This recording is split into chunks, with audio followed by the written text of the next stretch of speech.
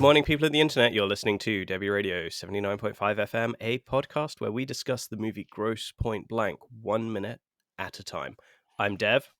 And I'm Hugh, and on today's show, we're looking at minute 91, the last time we're going to see Alan Arkin in this feature at this point, but it's going to be a memorable exit. And joining us today, we have, returning from earlier weeks, Darren Husted of the T. Hanks for the Memories podcast. Welcome back, Darren. It's so good to have you back. Fellas, I'm sorry, but this is me firing you. You are done. I'm firing. I'm getting rid of you. Good to be back. You gave me options of various minutes, and I thought to myself, last time around, we didn't really get to. We had some brief discussion about Minnie Driver, but we didn't really get to see her, or Joan Cusack. So I thought these are some good minutes to kind of, get back into kind of talking about Minnie Driver and Joan Cusack. And possibly asking why Joan hasn't brought, her brother into like the Pixar family. Like, I think if you got someone who's on like a couple of films that made $1 billion, you'd be like, come on, John, you can be like a sad sack voice on some in Toy Story 5. Like, why isn't she? Why are you stuck doing all those straight to DVD thrillers where on every single one you look more and more bored?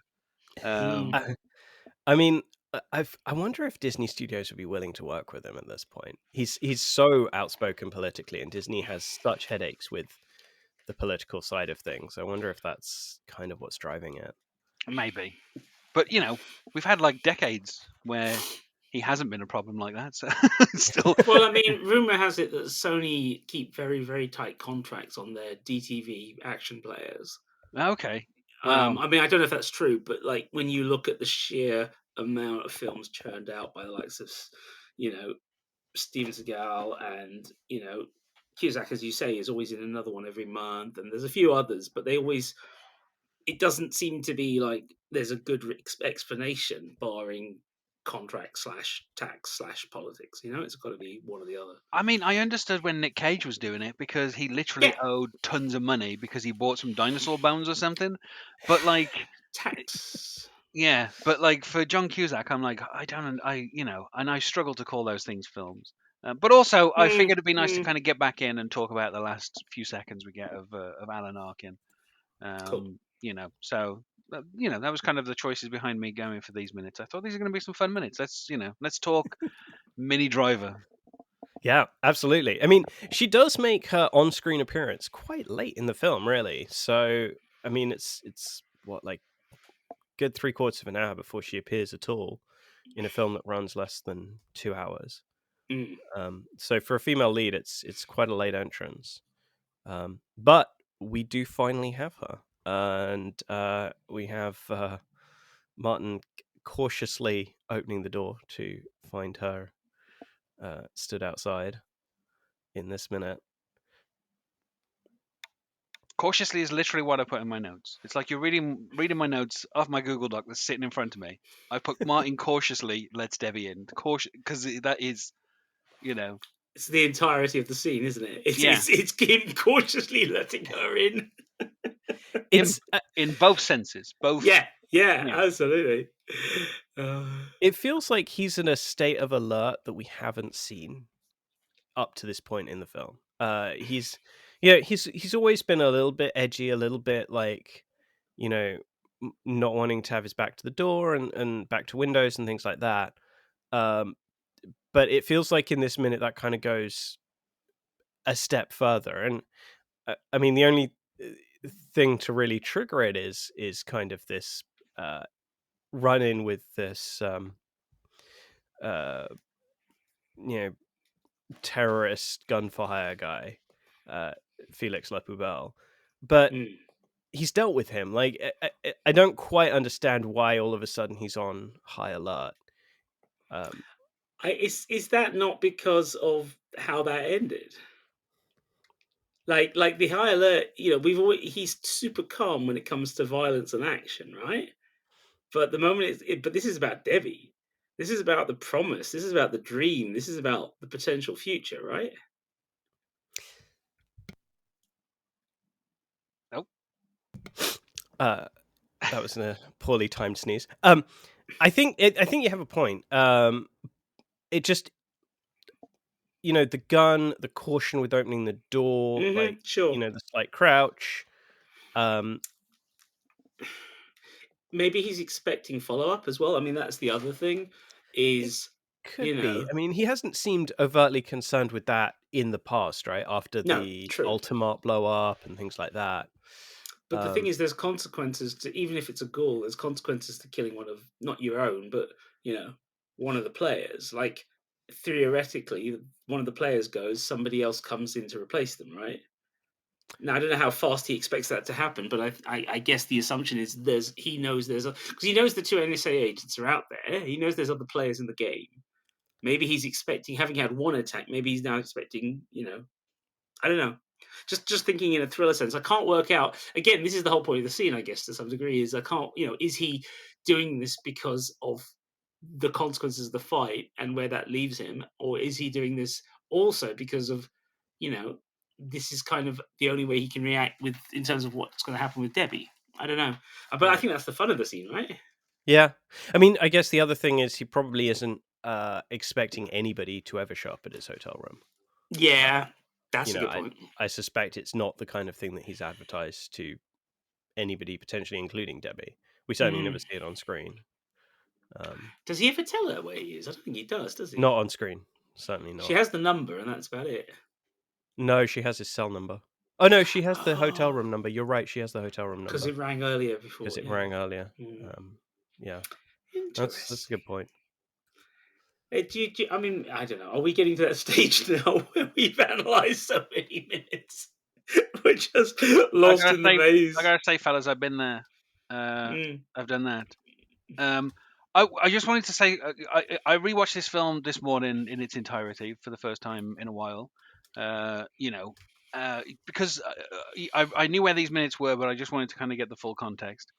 And I think it's funny because it's been a few years since I watched it, but I've forgotten how much like early internet this film is, because we've got like the cell phones, and we've got the car phones, and we've got the the kind of the computers and stuff, which later in the week we can talk about the inefficiency of trying to destroy a computer by just hitting the outside of it. Yes. And but as well, so like finding people and stuff like that is obviously a bit more, like the preparation that they have for the different the different missions that Martin's going on, but also something, because it's like it's this very specific period in time where it's post Cold War, which is obviously something that gets brought up several times throughout the film, but it's pre 9/11. So the enemy is never really clear. And so when they're talking about, the guy who's been killed, Felix Lapoubelle, which, deliberately comical name. Like, I don't think there's any French people who would ever be called that. But the fact that he's like, they talk about like Basque separatists and stuff like this. It's like, oh yeah, when in the 90s, when we had no Cold War enemy anymore, and we didn't have like the specter of terrorism of the new millennium, we had to just keep like picking individual like small terrorist outfits who be like the bad guys. And so it's always like, banana republics in South America, or not really specified kind of like far Asian countries where they talk about a general or something like, where it's like, I guess it's supposed to be stuff like Pol Pot and that kind of thing, but it's like just hinting at like the geopolitical situation is actually relatively calm. And so they have to kind of keep being like, oh yeah, this guy killed this guy and it's like, like a large portion of this plot revolves around him killing a dog, because it's very difficult for you to be like, oh yeah, they killed, somebody in this particular country. I think really the only big kind of conflicts were, like in kind of like middle of Africa, where you got like Darfur and stuff like that.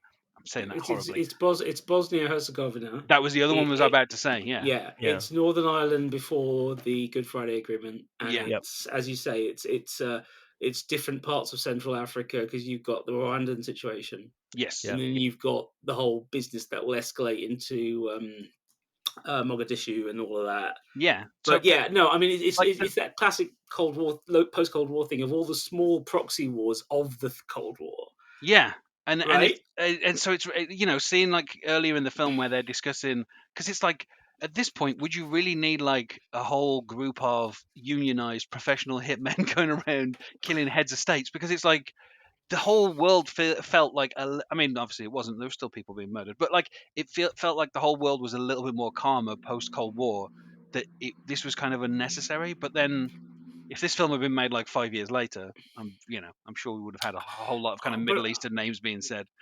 no, but I Um, think that's the whole point, isn't it? 5 years later, you wouldn't have to unionize because you'd be back in with the uniform. They'd just have you back in. I guess yeah, You know, it would be it, whatever Dick Cheney was sending money to yeah, in he'd be the like, in "Come the on, early guys, 2000s. Yeah, yeah, we need you guys with experience." This is exactly the point in time where these guys are adrift. Right. yeah, This is They're adrift before on the they private formed market. Blackwatch and the rest of it to Yeah, yeah, yeah. privatize, But which is I think it's funny because obviously that does kind of play into what happens in these next few minutes, like the discussion that goes on is like the political situation was so unique that like you could have only really written like a black comedy about people murdering people during a mm, time when there wasn't like yeah, a specific war that everyone was behind, yeah. because Agreed. otherwise, like you say, yeah, they would be killing for the government rather than private contractors. Yeah. um I mean but yeah, you're absolutely right because in the 80s it was all gung ho, super serious. Like when you go back and watch something silly like Commando, you realize that actually the entire plot is based on the fact that the lead character has been, working for American interests in Latin America, killing, you know, various rebels types. Hence why the bad guy's now after him. And it's like the sort of thing that now forms the sort of back plot to typical American crime TV shows. But back then, it's a perfect excuse to say, yeah, but look at the commando; he's a sole force on his own. It's the perfect sort of encapsulation of the American post-West mythos. The rugged individual, right? yeah, And I think one of the things I like about Grosse Pointe Blank is it's basically moving on from that. And as you say, it's a black comedy, and part of that black comedy is these guys are cut adrift. Once you get past, once you get past Iran Contra, a lot of these guys are like in the wind, right? And then the end of the Cold War leaves them without permanent jobs, and one of the great fascinating moments is in history is that moment where um, British and American government leaders turned to their secret services and said, "Well, how come you guys didn't see this coming?" yeah, And meantime, so they start scrabbling for raison d'être. Right? I mean, in this country, in England, we had a massive conflict. Sort of, I mean, obviously, people didn't know about it as much at the time. It's now we've had people talk about it now, but there was a genuine conflict between Special Branch and MI5 over who would have the remit over Northern Ireland, because whoever had the remit over Northern Ireland had the cash flow for the next few years until the next government came in, and it became a genuinely dirty war. Some of the stuff that you saw in the press about corruption in the police or this or that, a lot of that now we know can be attributed to dirty tactics by the spies coming home, going, "Well, we need another enemy," I mean, yeah, it's a weird time, and I think weirdly, Grosse Pointe Blank captures that. Right, it captures a lot of that. We've talked about the economics and the attitude to American society that's in Grosse Pointe Blank, but in addition to that, the whole tonality of mashing up rom-com, 80s rom-com with 90s action is exactly that tonal conflict that represents that time. yeah. And I think it's interesting because we're talking about like direct to DVD like thrillers and stuff like that. Mm, Um, but in the 90s, when you had some of those kind of like Steven Seagal or Jean Claude Van Damme films, mm. like even Mighty Ducks 3, like when you had to pick a bad guy, it suddenly became very weird and nebulous, and Yep. or it became Mm, like the Finland hockey team. Like yeah. you had to pick like a very specific thing, or it had to be so vague you didn't know what country you're in. And it's Yeah. like, okay, this person's behind enemy lines. Where? I don't know. Yeah. Like Yeah. we're not going to tell you. They're just going to jump out of an aeroplane and land somewhere and kill a bunch of faceless guys, and that's the whole. That's the action. But it's like, I well, think you've just who are they fighting? I think you've described like the last 4 versions of the Marine, right? You know, as a series for Sony. Yeah. But yeah, no, I think it's an interesting point. One of the reasons I like 90s thrillers so much is because of that. There's a bit more room for an interesting variety of bad guys. I think it opens up the world to those of us who know the rest of the world, right? Like, so for example, one of the things I like about the first 4 Seagals is he's always playing the ex-CIA guy who got fed up of American politics and goes and becomes the lone wolf, and then he's always up against corrupt Americans, right? Either they're ex-CIA or they're corrupt police or they're just straight up mafiosi, like in Out for Justice, you know.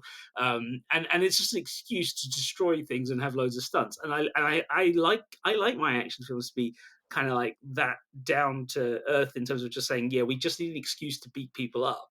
But then what I like is that he then goes all full bananas when he wants to get some money, and he's like, hey, guess what, bad guys are the oil industry, and I'm going to make it really clear. You know? On Deadly Ground is one of the most brilliantly hilarious films I've ever seen in the cinema, and it's just so absolutely ludicrously over the top and has no sense of its own silliness. But I also appreciate his idea that he really thought ecology, ecological bad guys were a genuine thing, because he was ahead of the curve on that. You know, he did a second film later on called Fire Down Below, which is much more intimate, but is about, you know, an American company dumping its toxic waste in an area of natural beauty in the Midwest, and it's like, well, that feels like now, right? You know, Yeah. we've I you mean, know that's ahead of its time, weirdly. one of the few times where Steven Seagal was correct Yeah, is yeah, that people are destroying the environment and we should stop them from doing that. And yeah. But then we need to use guns well, I and, mean, these, and martial arts to do it. yeah, I mean, these days he also need the chair permanently. So, you know, Yeah, if good you can do point. everything sitting, then yeah, we Yeah, can. I was exactly. going to say to you guys, like, obviously, it came out the year I think after this, or possibly even the same year. Air Force One.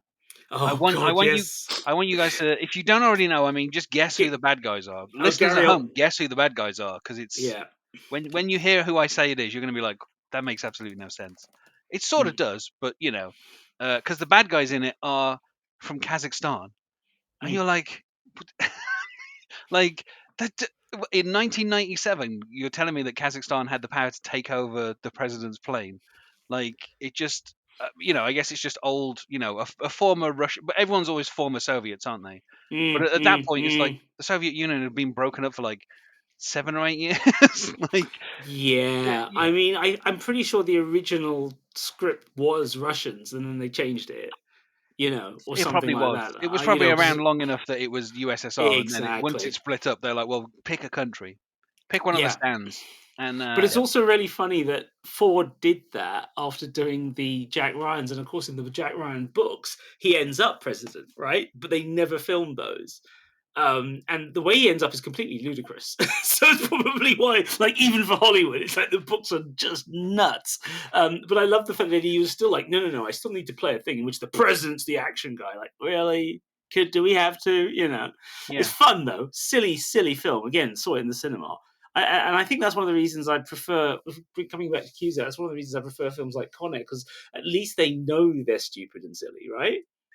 Oh yeah, Air Force One is po-faced as fuck, but like Con Air is just brilliant. It's just, you know, the guy who wrote it was the guy who wrote Things to Do in Denver When You're Dead, and he wrote it as a parody, and he was yeah. like, no one's ever gonna make this, right? He says it's too stupid, and then Bruckheimer was like, yeah, here's huge amounts of cash, we'll make it, and he was like, okay. Do you want to rewrite? No, we'll take it as it is.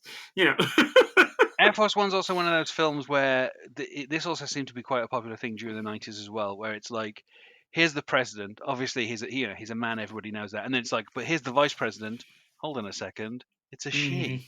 mm, Isn't that mm, wouldn't that break the rules if there was a woman vice president? What's going to happen if the president mm, dies? She'll be president. Isn't that mm, crazy? And mm. there's like so many films where that feels like that's the undercurrent of like, well, we can't have the guy die because then that means that this chick's going to take over, and we don't want that to happen. Well, do you remember the joke during Deep Impact? You know, Morgan Freeman as president, and everyone was like, "Well, yeah, the time when America finally has a black president is because the world's ending." Yeah. It's but I just like that it's like, oh, here's here's this president who, I mean, it's funny as well because, like, American films have this habit of making their presidents in films either a better version of the current president, which is obviously that's what Harrison Ford is doing. He's doing a better version of Bill Clinton, Yes. or a parody of whatever's in office. So Yeah. you've had a lot of films recently where you get, like, an incompetent fool as president, and it's like, well, clearly we know who they're taking a shot at. Yeah. So yeah, but I don't know. It's just funny that, like, you always end. It's the same. I can't remember which one it was. It was either White House Down or Yeah. Olympus Has Fallen, but one of them also Yeah. had, One of like, them. a woman vice president or a black vice Yes. president. Like, it's always put there as like a, well, we've got Aaron Eckhart's in charge with his gigantic chin dimple, but if he gets killed, then unfortunately, this woman is going to take control, or this black person is going to be president. Like, it's just a really weird thing that American films seem to do. Well, and of course the irony is that the bad guys who are trying to kill the president are obviously completely ignorant of this fact, or they don't care, right? Like, what's worse for them, the white guy now, the Democrat, I or would do they want the black? It's like, have you thought about this? Your plot doesn't work. I always think it's weird as well, threatening a president, because it's like, Yeah. realistically, just kill the president. Yeah. Somebody else will be in charge. Like, it's not Yeah. like, what's the issue? Like, Where were these guys during Kennedy? well, exactly. Or maybe they Screenwriters, man. they were the ones who killed. I don't want to. Well, yeah, exactly. Let's not go down that route. We don't want to. There's a great joke in one of I cannot remember which comic book years ago I was reading where they say, "Do you know what happens when you become president? They take you into a room and they sit you down, and there's a cinema camera, and they put a reel of film in, and they started turning, and what you see is footage of Kennedy's assassination from an angle you've never seen it before, and then they switch it off and they say now." I just remember thinking, I can buy that. Yeah. I can buy that. But it is as you say, the fictionalized American presidents. You could literally write a book on that. And it is, and not just as a reflection of the president of the time, but also as you say, with regards to who's the vice president as well, changing attitudes, masculinity, gender, all that race. I mean, when you say Air Force One and Glenn Close, it's really interesting that Glenn Close is the VP, because of course Glenn Close became so famous in the 80s for a certain type of tough ball busting woman, right? Yeah. So she both legitimately seems like somebody who could get to be VP, and at the same time, she's also like the one where you go, "Do we want that?" That sort of thing carries on. But again, coming back to GPB, This is the fun of that opening conversation back before Grosser turns up the first time, where he's like, refusing to do the job with when the French want him to blow up another Greenpeace boat. As you say, who exactly do we work for now? What exactly are our jobs now? It's like, oh, we're supposed to be blowing up Greenpeace. It's like, okay.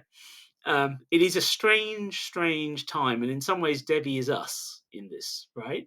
Oh yeah. Martin's navigating it like with ease, making money. Yeah. And I think as well, this is where he says, this is something that I do professionally for about 5 years. Which at the time, obviously, that's like, oh yeah, that links directly to Gulf War One, the fall of the Berlin Wall, and well, I think actually that's closer to the fall of the Soviet Union, isn't it? Soviet Union was like 91. Yeah, Berlin Wall was 89. Yeah. And then obviously you had the various other countries across Europe with their various different coloured revolutions. I mean, I think the one thing I will say about the whole Basque background for Poubelle, one thing I like about it is even by the 90s, a lot of people have forgotten. The younger people, at least, going to the cinema, had forgotten the 70s in terms of the volume of terrorism in Europe. Yeah. All the various Red Brigades and Baader Meinhof and Italian Red Army, and of course Basque separatists. And I think it's very interesting, because even as someone who teaches the Cold War now, we almost never touch on that stuff, right? Like, it's just seen as an example of sphere of influence of the Russians, but actually we ignore it completely in favor of the big picture in the 70s, which is Nixon, China, SALT treaties, and all that. And it's like, actually, there's a lot of parts of the world that were in the middle of these mini upheavals and had bombings and killings and all the rest of it. And what happens when all that gets brought under control by the local government? Where do these guys go? And actually, it's one of the things I always find interesting about when you're trying to work out why somebody would have the skill set to be in that world. Like in Martin's case or Gross's case, it's really clear. You come out of the army, you got a certain set of skills. What are you going to do with it? You know, a lot of those guys become cops or private security. These days, of course, you got PMCs, but back then you didn't really have that range of options. You know, casinos, right? Security there. But actually, you know, how does somebody become what Felix La Poubelle is, right? Total killer for hire, super skilled. You know, where it's just interesting. It's like you say, it's a bit random, and at the same time, it's also genuinely interesting because you can. I mean, the Bond films almost always invent the background, right, for these guys. Yeah, yeah, It's and I interesting as think well. I'm sorry to talk over it. They say Basque separatists over and over again. They never say ETA because No, because I that think would be too they're real. obviously like, yeah, we don't want to. But also, it's like you got a bunch of people who are willing to blow stuff up. I don't think we want to keep saying their names over and over again. And kind of, No, absolutely. I mean, yeah, it's not that real a world we're set in. It's just you know, just close enough. I find John Cusack's acting in this scene really interesting. Um, Okay. as this guy who's like, I don't think he's expecting Debbie to show up of anybody. I think he was kind of expecting it to be Aykroyd or the NSA agents, Hmm. uh, and then it's Debbie, and it's like he's you know it's like he's kind of holding something super fragile, and Hmm. like he's just desperately trying to do whatever it takes not to lose her, and he really sells it to me. This, Mm. this kind of desperation in a way that I don't think he really does in Say Anything, where Yeah. he kind of does have a similar moment, but it's a little bit more maybe prideful or something like that, but egotistical. Mm. Whereas this is just sort of like you know a man who's not used to dealing with um, emotions and the emotions of other people, having to try and handle someone that he doesn't want to lose, which Hmm. is a new thing for him. I mean, do you think part of that's because he's a better actor at this point? I think it is. I think it is, and I think he's. We've discussed him potentially being more invested in this character, in the relationship between these two characters, and there is something like very very honest about it. But I think a large part of it is that he is a better actor now. He's had a Mm. few more films. He's also had a hand in creating this character, so I think he's maybe more in touch with the character's motivations and who that character is potentially. Yeah. yeah, Cool.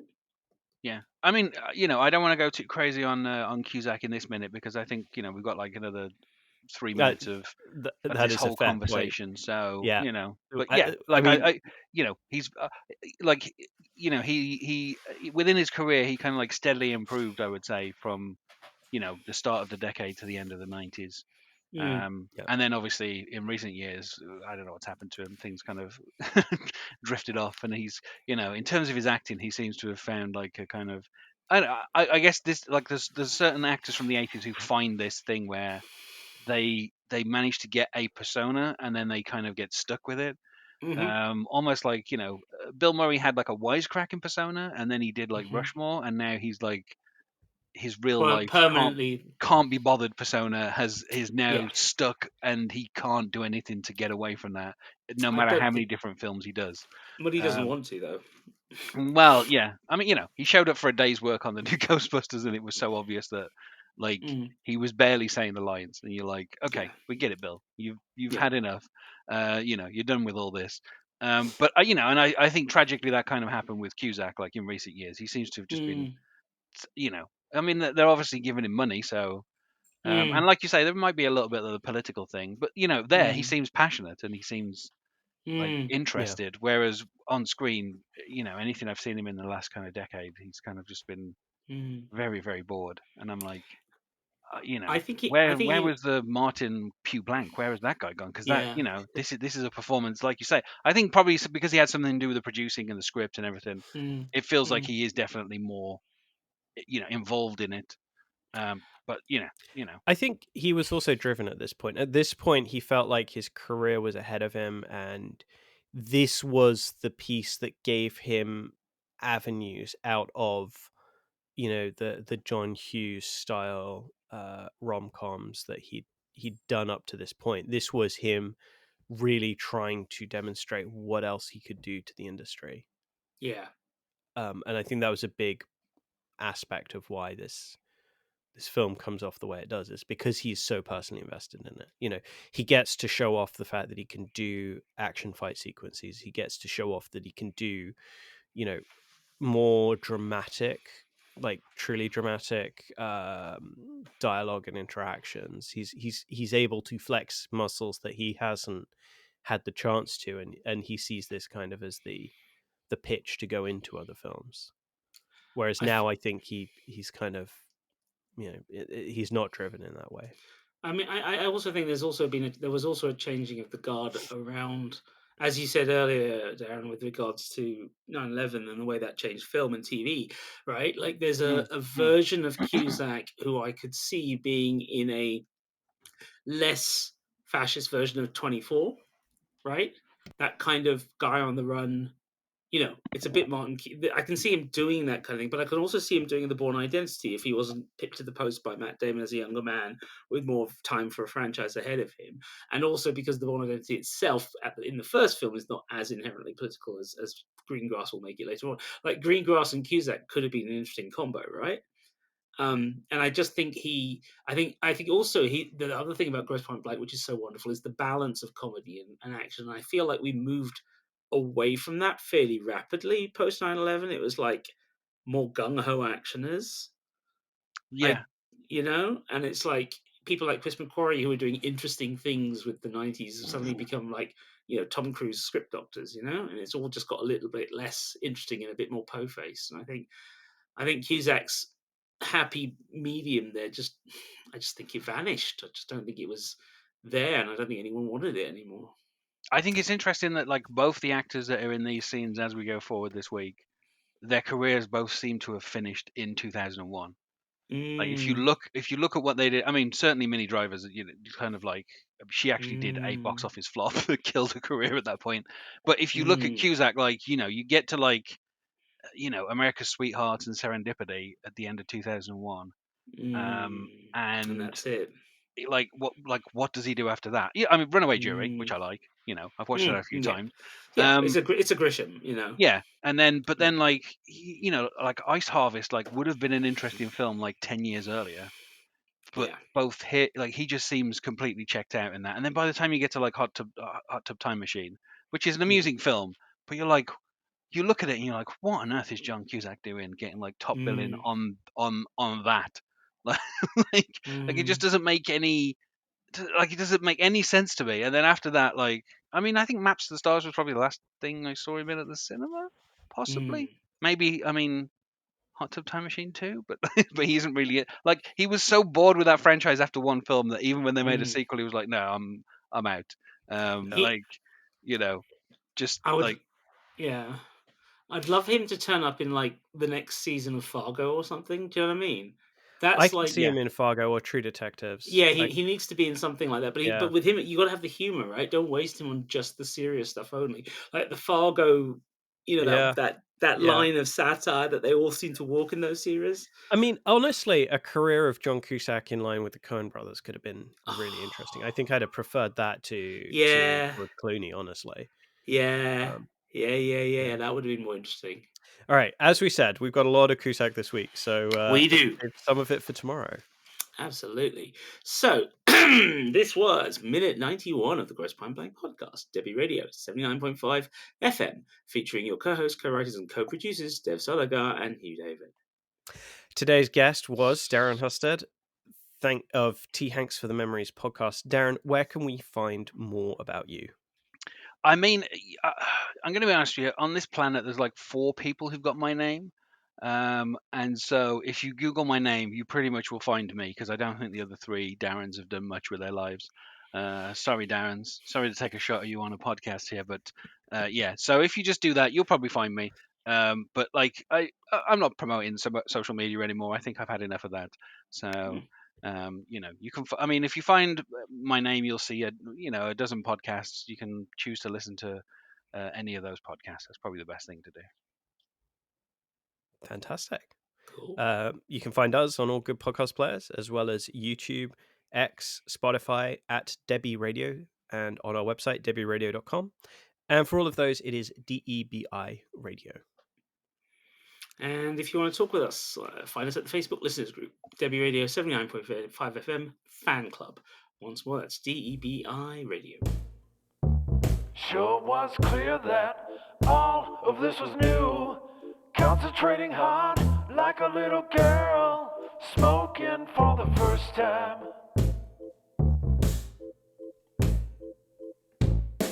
It wasn't a moment,